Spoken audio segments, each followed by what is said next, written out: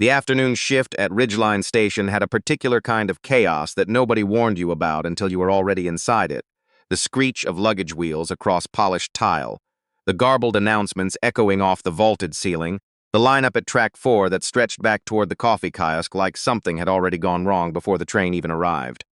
Patrick Mercer noticed it the way he noticed most things now. From the outside first, reading the shape of a situation before stepping into it. Old habit. The kind that didn't leave you when you left the army, just quieted down enough to let you sleep most nights. He was standing near the far wall with his 9-year-old daughter, Addie, who was eating a cinnamon pretzel with the focused seriousness of someone diffusing something. She had her mother's way of doing small things like they mattered enormously. Patrick tried not to think about that too often in public places. They were headed to his brother's place in Kelowna for the long weekend. First real trip since the spring. Patrick had 3 contracts lined up the following week, 2 HVAC inspections and a refrigeration job at a restaurant group whose name he kept forgetting. His business, Mercer Cold Systems, wasn't large enough to carry him through a bad month without noticing. But it was his, and it worked, and most days that felt like enough.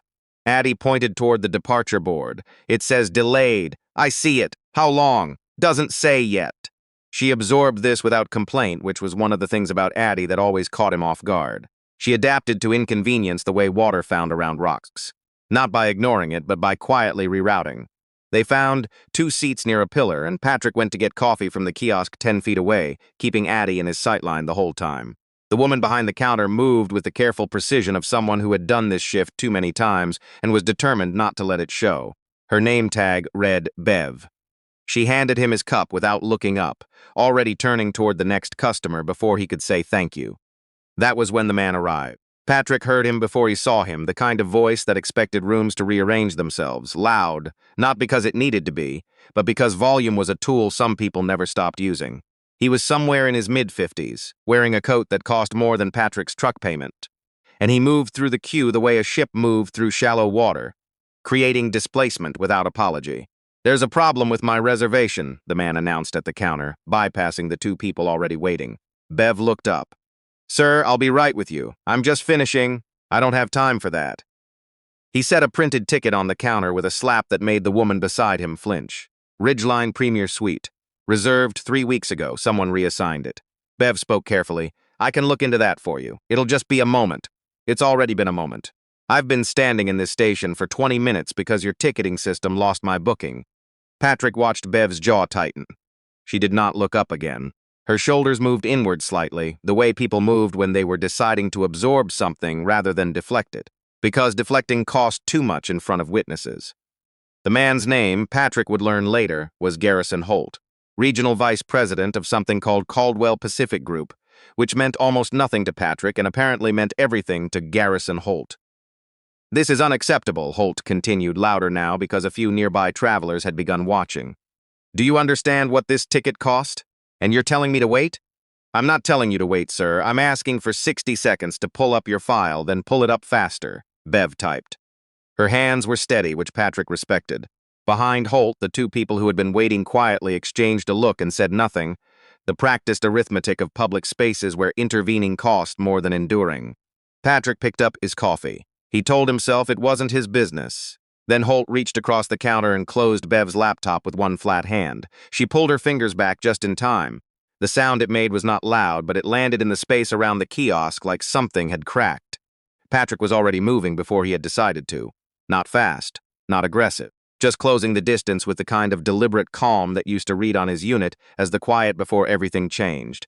He stopped beside Holt and set his coffee cup down on the counter with a soft click. She was looking something up for you, Patrick said. Holt turned. He took one slow look at Patrick, the work jacket, the slightly too long hair, the unremarkable face of a man who had not slept a full 8 hours in years, and made a decision about him in about 2 seconds flat. This doesn't involve you. She had her hands on the keyboard, Patrick said. You closed it. Holt's expression shifted from irritated to something colder. I suggest you mind your business before you embarrass yourself. Patrick didn't move. Open it back up and let her finish. Behind Holt, one of the waiting travelers quietly took out a phone. Holt lowered his voice to something that was somehow more corrosive than shouting. Do you have any idea what I can do with a phone call? I sit on the infrastructure board for half this rail corridor. This kiosk operates under a station concession I personally renewed last year. Patrick looked at him evenly. Then you should know how to treat the people who work in it. Garrison Holt's face went very still for a moment.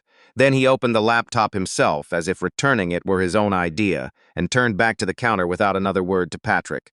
Bev did not look at Patrick directly, but something in her posture shifted. Not relaxed exactly, but less compressed, like she'd set something down she'd been carrying.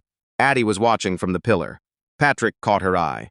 She gave him the small, slow nod of someone who had seen this kind of thing before and had learned not to react until they were sure it was over. It wasn't over. Patrick's phone buzzed as he sat back down beside Addie.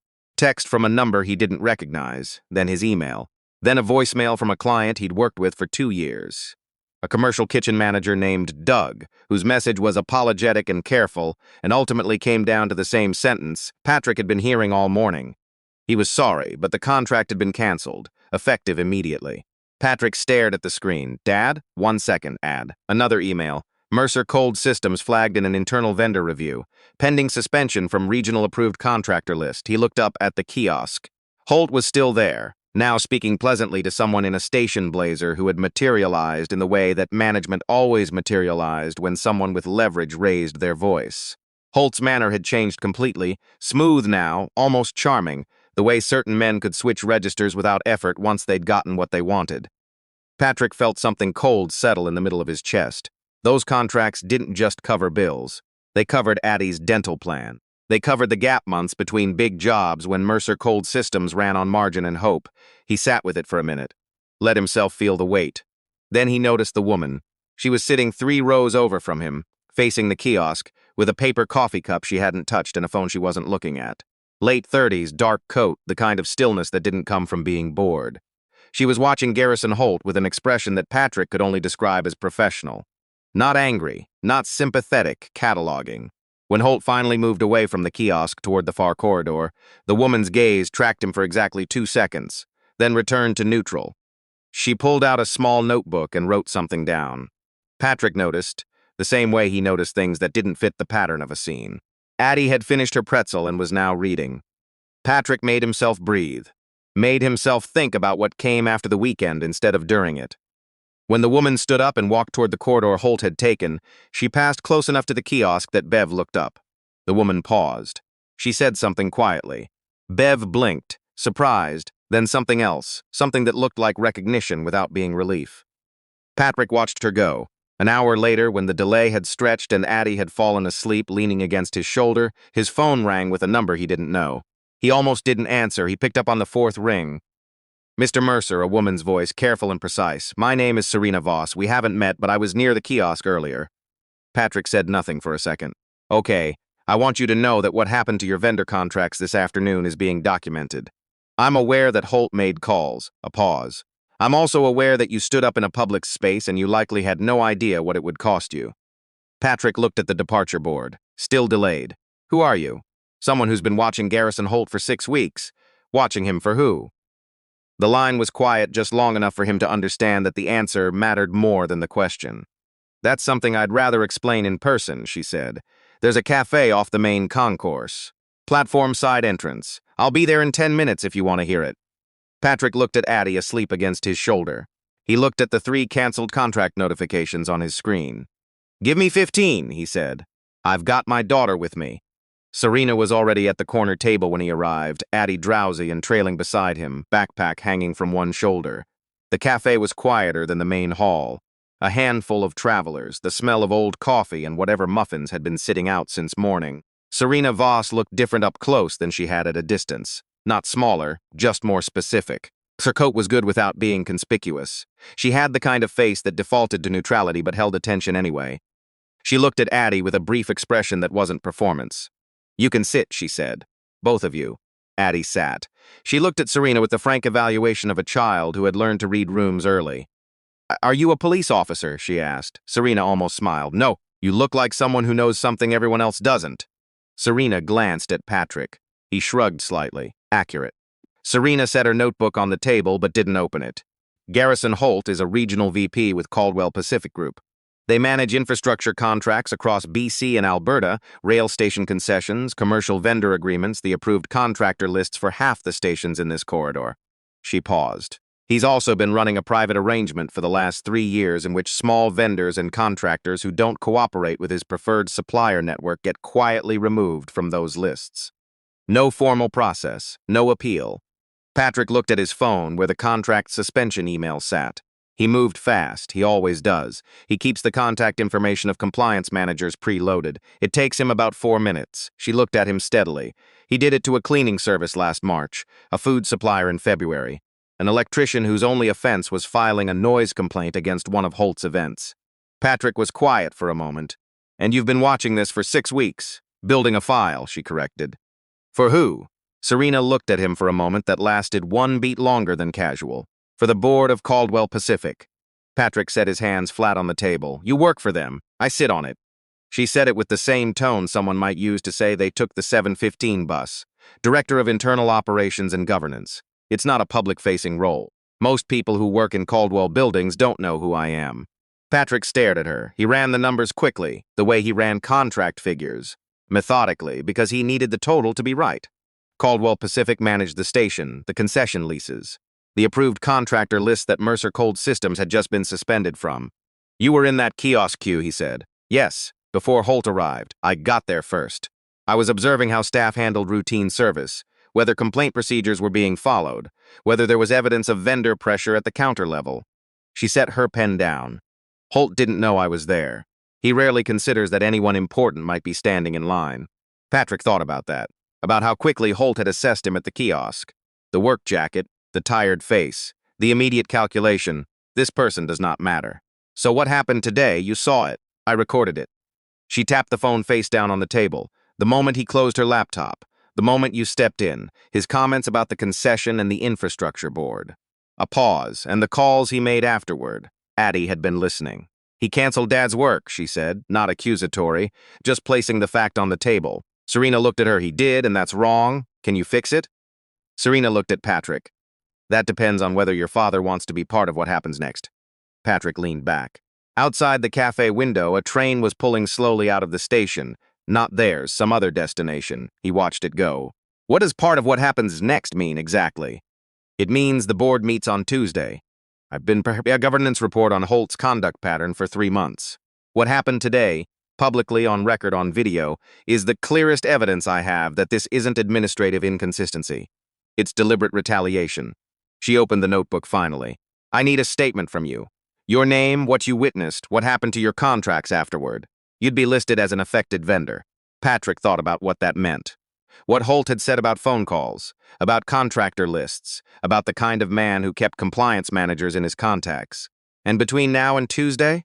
Serena's expression didn't change, but something behind it did. "He already knows you stood up. He'll make more calls." Patrick exhaled slowly. "How many more contracts can he reach, realistically?" "Most of your regional work if you operate in Caldwell-adjacent properties." He felt the full weight of it then. Not panic, but the very specific gravity of a man looking at numbers that didn't work anymore. The HVAC jobs, the restaurant group, the school board job he'd been waiting 3 weeks to confirm. All of it running through systems Garrison Holt had a hand in. He looked at Addie, who was drawing slow circles on the cafe table with one finger, not looking at either of them. "Addie," he said. She looked up. "You remember what we talked about when your school project got flagged by the other kid who copied it, and you had to explain to the teacher what actually happened?" She nodded cautiously. "You remember what you said to me after?" A pause. "That it's worse to stay quiet because then it looks like you agree." Patrick turned back to Serena. "Okay." Serena didn't celebrate. She just turned to a clean page in the notebook. He told her everything. The kiosk. What he'd said. What Holt had said about the infrastructure board, about the concession, about the phone calls. The timestamps on the cancellation emails. The voicemail from Doug, still saved. Serena listened without interrupting, writing in small, even script, occasionally asking a date or a company name to confirm spelling. When he finished, she looked up. "You spent time in the military." It wasn't a question. He didn't ask how she knew. 8 years, reserve, then full? Got out 6 years ago, the injury? Knee and other things. He said it flatly, not as invitation. Serena nodded once and did not pursue it, which told him something about her. They sat for a moment in the particular quiet of people who have just exchanged something real. "There's one more thing," Serena said. She didn't reach for the notebook this time. Holt's compliance pressure wasn't just about vendor contracts. 3 years ago, he approved a revision to the station's emergency medical services tender, lowest cost provider. The previous provider had a faster response agreement for platform-level incidents. She paused. There was an incident 18 months ago. A man collapsed at track 9. Response time was 11 minutes longer than the prior contract required. Patrick looked at her. He survived, Serena said, but his family filed a complaint. The complaint was routed through Holt's office and closed without review. Patrick was quiet for a long time. Outside, another train moved. A child somewhere across the concourse was crying, a thin, distant sound that faded quickly. "Show me that file," he said. Serena slid the notebook across the table. He read for 15 minutes. Addie had fallen back asleep sideways in her chair, head on her folded arms. Patrick turned pages, complaint records, response logs, internal memos with Holt's authorization stamp, supplier contract showing the transition dates. His handwriting on a cost approval form dated 3 years back, the signature a little larger than it needed to be. When he closed the notebook, he set it on the table without slamming it, which cost him something. "He's going to say I'm unstable," Patrick said. Serena looked at him directly. "He already is." His communications team drafted a statement this afternoon. Former military contractor with anger management history confronts executive during passenger dispute. Patrick laughed once, short and dry. They found the evaluation. It was attached to an incident report filed in 2019 by a subcontractor you had a disagreement with. A subcontractor who shorted his workers and blamed it on the service delay I caused. Patrick looked at the ceiling for a moment. I said 3 sentences to him in a parking lot and he filed a report. Serena folded her hands on the table. "The board will see the full context. I'll make sure of it." He looked at her, at the notebook, at Addie sleeping, at his phone still dark on the table. "Why are you doing this the way you're doing it? You could have moved on Holt months ago." Serena was quiet for a moment. "Because isolated complaints disappear. I needed a pattern. I needed documented incidents with witnesses. And I needed something that happened in public, on record, that couldn't be explained away as internal disagreement." She looked at him steadily. "Today was the clearest version of what I've been collecting for months. But it only works if the person at the center of it is willing to stand there." Patrick thought about the kiosk, about Bev with her shoulders drawn in, about the sound the laptop lid made when it closed. "It wasn't strategy," he said. "I just didn't want to watch it happen." "I know." Serena said it without sentiment. "That's why it works." They left the cafe together, Addie awake again and quiet beside him. Serena walked with them as far as the main hall before her phone rang and she stopped to answer it, face changing slightly. The subtle shift of someone receiving information they had been expecting but not quite yet. Patrick stopped too. Addie looked up at him. He held up one finger. Serena ended the call and looked at him. "Holt found out I was in the station. How?" "The station manager is one of his contacts. He would have gotten the guest log." A pause. "He's also found out that you and I spoke." Patrick felt his neck tighten. "How fast does he move?" "I told you. 4 minutes. His phone buzzed. Another email. This one from his accountant, forwarding a notice. "Mercer Cold Systems removed from preferred vendor registry. Caldwell Pacific Corridor. Pending compliance review." Patrick read it once, folded the phone back into his pocket. He did not show Addie. "What does he do when he can't intimidate the person directly?" Patrick asked. Serena looked at him for a second. "He widens the circle. My daughter's school." Serena's expression shifted, not with surprise, but with something that might have been preparation. "He has board connections with 2 of the school district's infrastructure donors." Patrick looked down at Addie, who was studying him with the particular attention of a child who knew when a conversation was about her without being in it. He made a decision. "Then we go to the board meeting," he said. "Not just as a vendor." Serena looked at him carefully. Meaning I'll stand in that room and say what I saw and what happened after and what's in that notebook." He glanced at Addie. "All of it." Serena was quiet for just a moment. "Tuesday morning, 9 a.m. Caldwell Pacific head office, downtown. I'll be there." Addie slipped her hand into his without comment. Tuesday morning, the Caldwell Pacific boardroom was the kind of room designed to communicate permanence. High ceilings, dark wood, chairs with real weight to them. The kind of table that said whatever was decided here would not easily be undone. Patrick arrived 8 minutes early in the same jacket he wore to Addie's school concert the previous December. It was the only one he owned that didn't carry the smell of refrigerant. Addie was at school. He'd dropped her off 20 minutes before, and she'd hugged him at the gate, without being asked, which she sometimes did when she understood something was difficult without wanting to say so directly. Serena was already inside when he arrived, standing near the window with a tablet and a folder that looked like it weighed more than it should. She gave him a brief nod. No small talk. The board filed in over the next several minutes. 11 people, most in their 50s or 60s, the quiet authority of people who managed things at scales that made individual disagreements feel small. Patrick watched them the way he used to watch terrain, looking for the ones who had already made up their minds and the ones who were still watching to see which way the wind settled. Garrison Holt arrived last. He looked exactly as he had at the station, coat immaculate, pace unhurried, the particular ease of a man who believed arrival was itself a form of argument. He saw Patrick immediately. His expression didn't change, but something behind it did. A very small recalibration, quickly hidden. He chose a seat at the far end of the table and opened a leather portfolio without looking at anyone else. The chair of the board, a woman named Constance Yee, called the meeting to order. She was in her early 60s with reading glasses on a cord and the demeanor of someone who had stopped performing authority decades ago because she no longer needed to. This session addresses a governance matter raised internally, Constance said. Director Voss will present. All parties have been advised of their right to respond. Serena stood and connected her tablet to the room's screen. Over the past 6 weeks, I conducted an unannounced operational review of vendor and contractor management practices within the Caldwell Pacific Corridor. What I found indicates a pattern of systematic retaliation against small vendors, contractors, and station staff who decline to participate in preferred supplier arrangements managed outside official procurement process. She advanced the first slide: names, dates, contract terminations. The kind of data that didn't argue. It just sat there, insisting on being seen. Holt's expression remained neutral. He had prepared for this, Patrick thought. He had a response ready. It arrived 12 minutes into Serena's presentation. This conflates routine operational adjustments with misconduct, Holt said. His voice was measured, boardroom smooth. Every contract modification shown here was reviewed through standard channels.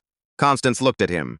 Let her finish, Garrison. Serena continued. The emergency medical contract revision, the complaint that was filed and closed, the response time gap. The vendor list that had quietly contracted over 18 months, with departures clustering around the same operational codes Holt's office approved. Then she tapped once more. The station footage appeared on the screen. The kiosk. Holt reaching across the counter. The sound was slightly compressed through the room's speakers, but clear enough. Then Patrick stepping forward. Then Holt's voice. I sit on the infrastructure board for half this rail corridor.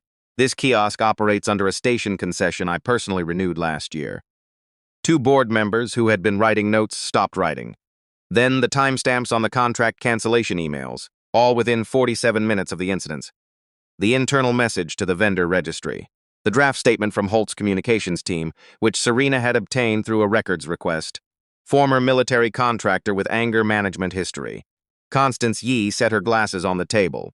Garrison, did you access personnel information from this contractor's service history to prepare a communications response? Holt looked down at his portfolio, then up. A response was warranted given public confrontation with a senior executive. That's not what I asked. The room changed then, not loudly, but the way rooms change when a calculation shifts. Patrick watched 2 board members exchange a look, watched a third quietly close Holt's supplementary brief without reading it further. Constance looked at Patrick. Mr. Mercer, you've submitted a statement. Do you want to add anything in person? Patrick stood. The room was quiet in that particular way that meant everyone had already decided to listen. He did not have a folder, he did not have a tablet or a brief. I'm a refrigeration technician, he said. I run a small company. I contract with commercial properties across 3 districts. I have 9 employees, 4 of them part-time. He paused. I stood up at a coffee kiosk because someone had their laptop closed in their face. I didn't do it because I knew who anyone was or how any of this worked. I did it because Addie, my daughter, was sitting 10 feet away watching. He looked down the table. Not at Holt, at the people who were still deciding. After the Korean War, my grandfather ran a small electrical business in Kamloops. He talked about something he called the small man's right, the idea that in this country it doesn't matter how much the other person owns. You still get to say no. You still get to stand there. Patrick kept his voice even. I know what post-deployment evaluations look like. I know what it feels like to have the worst months of your life reduced to a checkbox in a document, and I know that document is in that portfolio right now. Several eyes moved to Holt. Patrick continued. Whatever you decide today about contracts and processes, I'm not here to tell you how to run your company, but I want you to know what happened at Track 9 18 months ago. I want you to know that a man's family filed a complaint about response time, and it went into Garrison Holt's office and didn't come out. That's not an administrative oversight, he paused. That's a decision. The silence afterward had texture. Constance Yee let it sit for a full 5 seconds before she spoke. "Thank you, Mr. Mercer." Holt tried once more. His last move, and Patrick recognized it from the parking lot. Not confidence, but refusal to concede ground. A civilian with no corporate standing coming into a governance session to make emotional arguments does not constitute evidence. "No," Constance said. "But the audio does. The contract records do. The close complaint does." She looked at Holt for a moment that was not unkind, but was completely without accommodation. "And your communication strategy regarding Mr. Mercer's service history does." Holt looked around the table. Patrick had seen that look before, not in boardrooms, but in other places where authority recognized that a room had made its decision without saying so aloud. Constance spoke again, addressing the board. "I'm recommending an immediate suspension of Director Holt's vendor management authority pending a formal conduct review. I'm also requesting that the Track 9 complaint file be reopened and assigned to external review." She turned to Serena. "Director Voss, please ensure Mr. Mercer's vendor standing is reinstated by end of day." Serena nodded once. Holt gathered his portfolio quietly and stood. He did not speak again. His exit was measured, which Patrick thought showed a particular kind of discipline. The discipline of a man who understood that a loud exit would only confirm what everyone had just watched him become. When he was gone, the room exhaled in small individual ways. Someone from legal leaned toward the chair and whispered something. Constance nodded and made a note. Patrick sat back down, not because he was invited to, but because his legs asked him to. Serena came around the table a few minutes later, when the board members had begun moving into quiet conversations amongst themselves. She sat down across from him, not in a chair set for the board, just across. "The medical contract review will take time," she said. "The family will be notified directly." Patrick nodded. "Your vendor status goes back up today. I'll follow up personally on the suspended contracts." He looked at the table. The polished surface showed him a vague reflection of himself. The jacket, the slightly too long hair, the face of a man who had not been in a room like this since the base chaplain's office 9 years ago, and that room had smelled like old carpet and mercy. "The evaluation file," he said. Serena looked at him. "Holt obtained it through a third-party records firm that shouldn't have had access. That's a separate matter, and it will be addressed." Patrick was quiet for a moment. "I'm not angry about it." Serena seemed to wait for the rest. "I mean, I used to be. 6 years ago, when my wife was sick and the approvals took 8 months, and she died 4 months after they finally came through, I was very angry." He said it without heat, just as a fact placed on a clean surface. Angry enough that someone sewed it down. Serena looked at him without filling the silence. "I don't think that anger was wrong," he said. "I just think it's not the only thing I am." Serena held his gaze for a moment. Then she said simply, "I know." The train station smelled different that evening. Or maybe he just noticed it differently. The particular overlay of steel and old coffee, and the specific cold that lived in transit spaces year-round.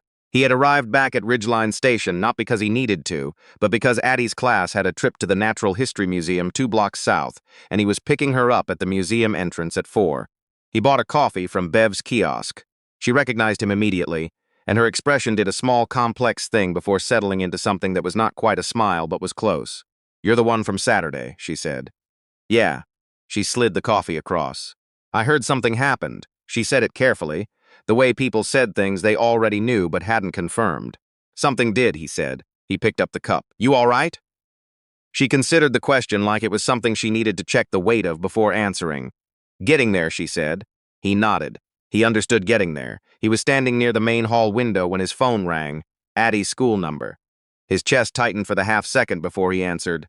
"Mr. Mercer? This is the front office at Queensbrook. I just wanted to let you know. We had a call earlier from someone referencing a governance complaint. About you. We reviewed it and we're not taking any action." A pause. "We just wanted you to know it was received and dismissed." Patrick exhaled. "Thank you." He stood at the window for a few minutes after that, watching the trains. There was something about transit spaces at this hour, the interstitial light, the people moving toward other versions of their days, that he had always found easier than fully still places. Things that kept moving were honest about what they were. He got to the museum entrance 3 minutes before Addie's class emerged. She came out in the middle of the group, backpack bumping against her heels, a stamped paper fossil in her hand that she was already explaining to the boy beside her with total authority.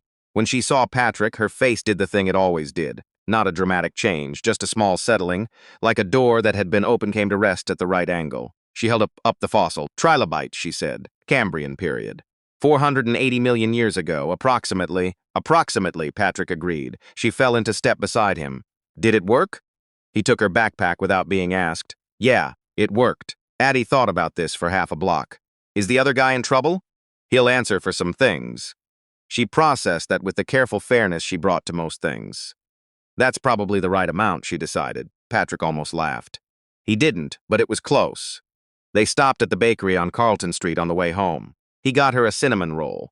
Not a pretzel this time, but close enough to be a callback neither of them named. She ate it at the window counter while he drank the last of his cold coffee and watched the street outside fill with the ordinary movement of a Tuesday evening in a city that had kept going without being asked. He thought about his grandfather's phrase, "The small man's right." He thought about how much courage it didn't require, just the refusal to look away. And he thought about Addie at the school gate that morning, the hug without explanation, already understanding something he hadn't said. Some things he knew didn't resolve cleanly. The contracts would come back, most of them. The medical case would move slowly. Holt would find other corridors, probably. And Patrick would still have months where the numbers didn't work and the old anger surfaced like groundwater, needing somewhere to go.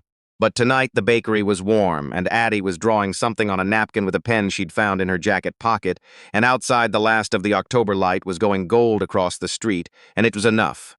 Not everything, just enough, which had always been in the end the only kind of enough there was.